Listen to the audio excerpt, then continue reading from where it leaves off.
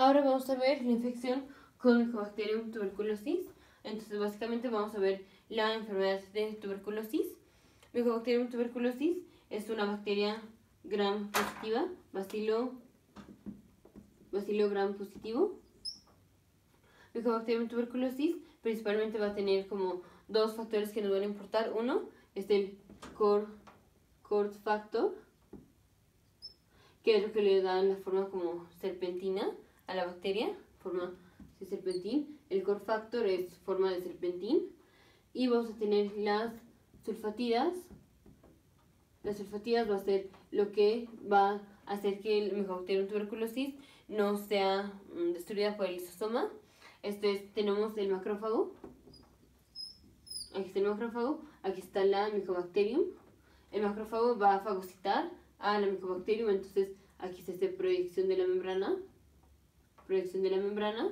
La va a fagocitar. Ahora aquí en una vesícula va a quedar la bacteria. Eso se llama fagosoma. Ahora el fagosoma se uniría con un lisosoma, en el pH está bajo y ahí están las enzimas hidrolíticas y las proteasas del lisosoma, que cuando se unan con el fago tendremos el fagolisosoma y esas enzimas del lisosoma destruirían a la bacteria. Pero la Mycobacterium se va a salir del fagosoma antes de que se haga la unión del fagosoma con el lisosoma. Esto es porque las sulfatides de Mycobacterium impiden o inhiben a las proteínas que están involucradas en hacer la unión del lisosoma con el fagosoma. Y al inhibir esas proteínas, no se hace la fusión del fagosoma con el lisosoma. Entonces, finalmente, la bacteria se queda ahí en el fagosoma o se puede salir al espacio, al citoplasma, dentro de la célula. Entonces, así se evade la respuesta inmunológica. Bueno, no inmunológica, antes de la inmunológica, la respuesta por el lisosoma.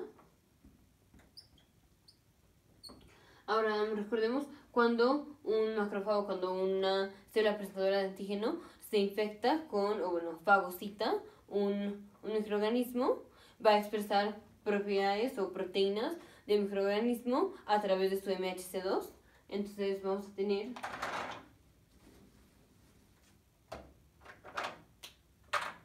aquí tenemos el macrófago que fagocitó a la Mycobacterium.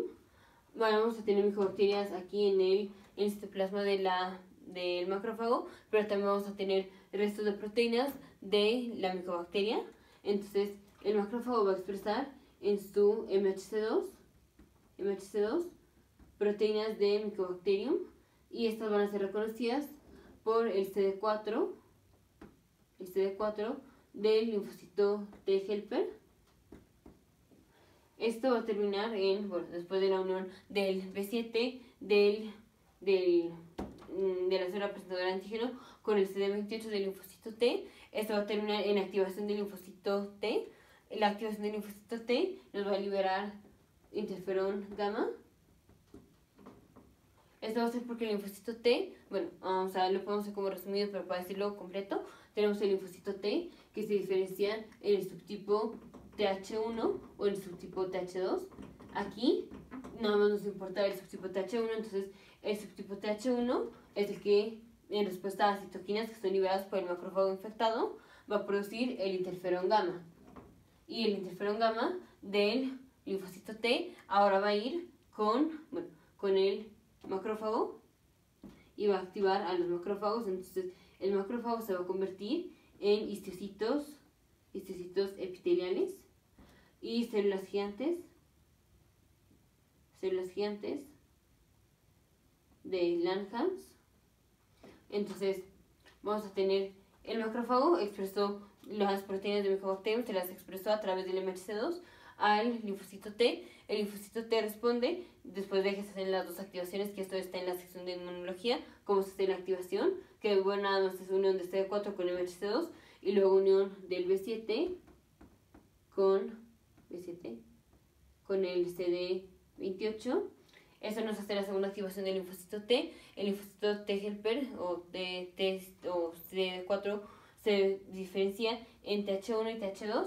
El TH1 nos va a dar interferón gamma y el interferón gamma va a activar a los macrófagos, eritrocitos epiteliales y células gigantes de Langhans. Ahora, estos macrófagos activados son los que van a contener a la micobacteria. O sea, tenemos, por ejemplo, tenemos el pulmón, aquí está la tráquea, los bronquios, aquí están los pulmones. Digamos que esta parte fue la que está infectada con Mycobacterium tuberculosis. Ahí todo esto que ya escribí molecularmente, todo esto está pasando aquí. Los macrófagos de esa región del pulmón activan a los linfocitos que están en esa región del pulmón y las interleucinas y el interferón gamma del linfocito TH1 va a activar a los macrófagos de esta región.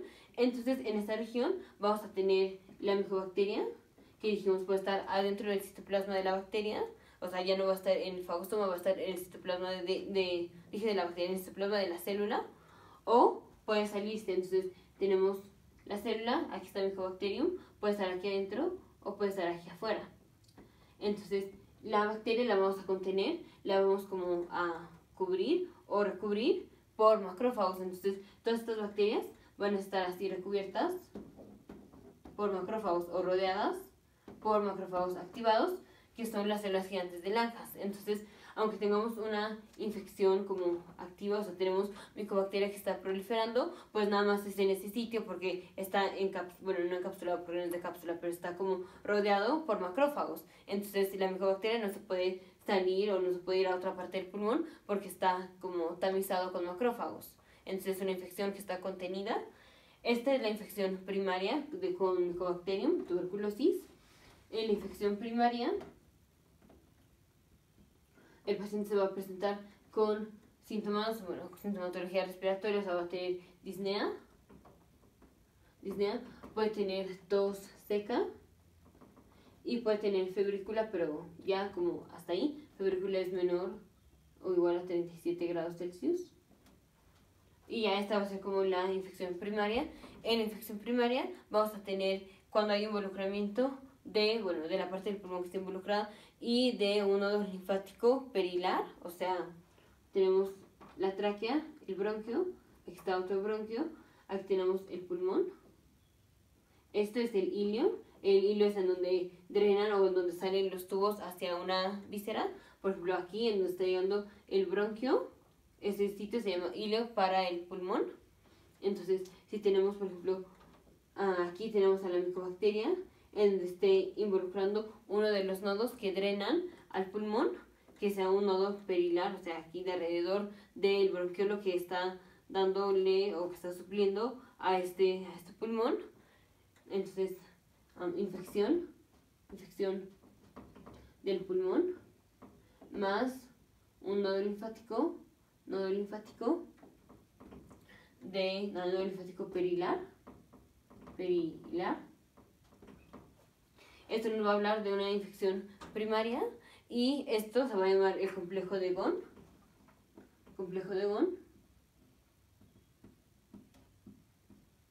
Ahora si tenemos calcificación de esto, del complejo de Ghon, entonces aquí calcificación del complejo de Ghon. Ahora esto se va a llamar el complejo de Ranke. Entonces, complejo de Ranke nada más es calcificación del complejo de Ghon, que no es lo mismo porque muchos estudiantes se confunden entre el complejo de Ghon y el complejo de Ranke, o sea, los dos son indicadores de infección previa con Mycobacterium tuberculosis o de infección primaria, pero el complejo de Ghon es infección del pulmón o de una región del pulmón que involucra a los nodos linfáticos perilares. Ese es el complejo de Ghon. Y el complejo de Ranke es la calcificación del complejo de Ghon, calcificación y aumento de tejido fibroso, tejido conectivo. Ahora vamos, la infección primaria, pues ya se va a presentar así con disnea, tos seca y febrícula y ya se le puede quitar al paciente la sintomatología, pero la bacteria sigue ahí proliferando, o sea, no se sale del tamiz que hicimos de macrófagos, pero las micobacterias no están muertas, nada más están ahí como en un estado latente. Entonces, el paciente va a pasar de una infección primaria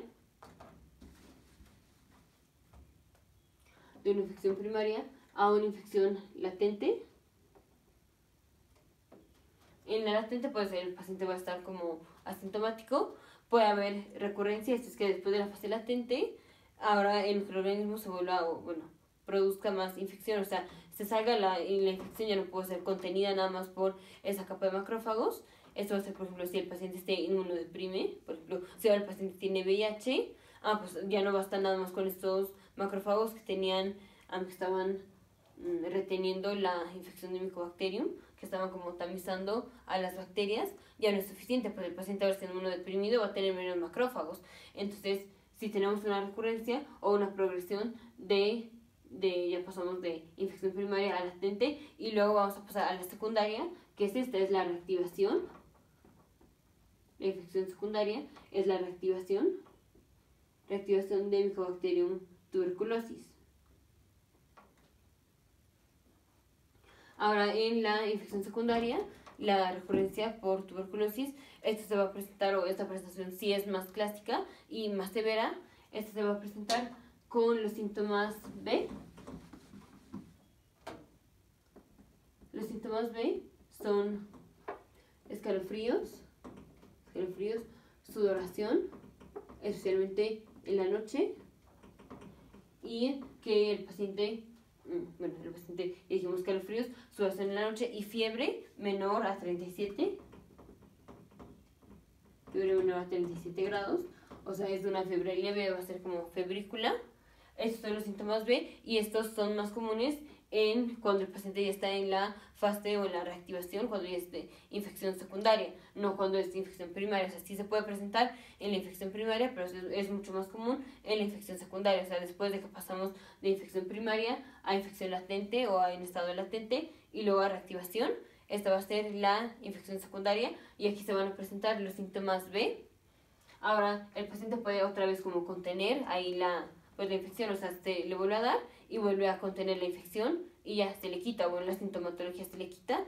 Pues ahí fue una resolución de la infección secundaria con Mycobacterium tuberculosis.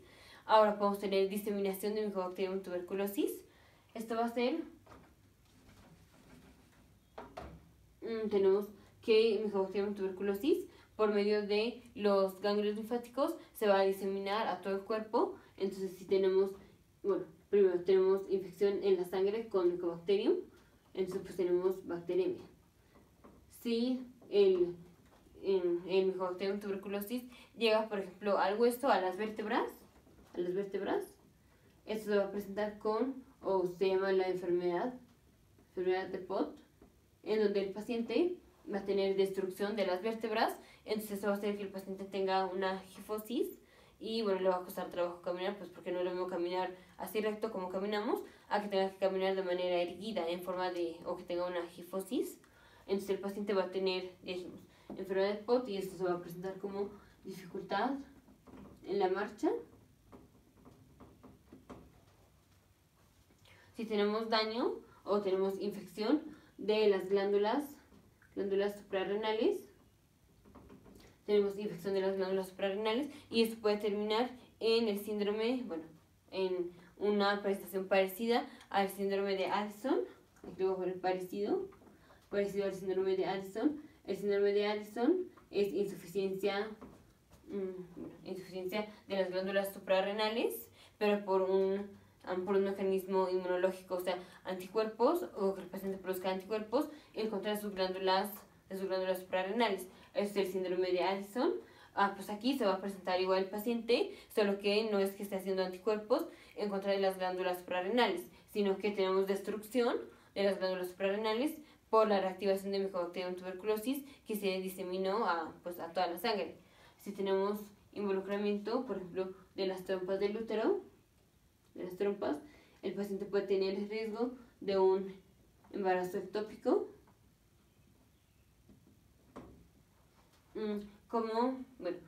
Ya que tengamos diseminación de Mycobacterium a la sangre y si tenemos, por ejemplo, microorganismos que ahora están en la sangre y esos microorganismos regresan al pulmón o volvemos a tener otra infección del pulmón, entonces aquí más una infección del pulmón, o sea, otra vez infección o reactivación de la infección con Mycobacterium tuberculosis.